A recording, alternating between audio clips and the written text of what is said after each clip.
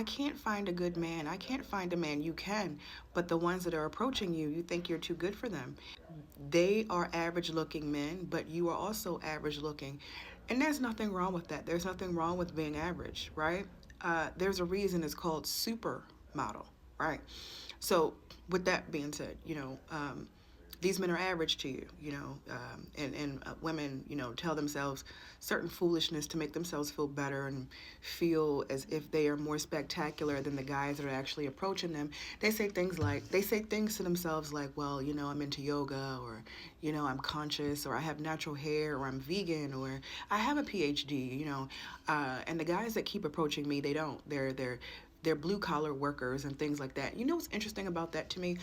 A lot of these women consider themselves to be Christian, and it's wild that an average guy with an average average job, average salary, you're too good for him. You know what's interesting about them? Again, these women claim that they're saved, and I know that Jesus, if he were here today in human form, he would not be dating, right? But my whole point though is that Jesus was a carpenter, and so if he was here today, the average woman would actually think that she's too good for him, because in today's time frame, a carpenter would make between 50 and 54, 55-ish thousand dollars a year, and the average woman would actually think that she's too good for him because she has a PhD. And that's interesting to me because we're talking about the King of Kings, the Lord of Lords. We're talking about the man whose father is the Alpha and Omega. We're talking about the man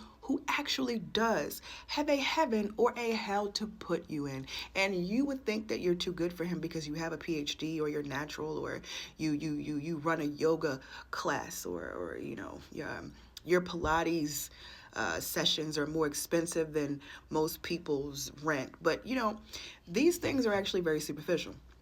And that's probably why you can't find someone, because you're focused on superficial, stupid things. When at the end of the day, what really matters is that you find someone and someone finds you, that when it all is said and done and you are old and sick, that old sick day that we all have coming, do you have someone that's going to help you wipe your bottom?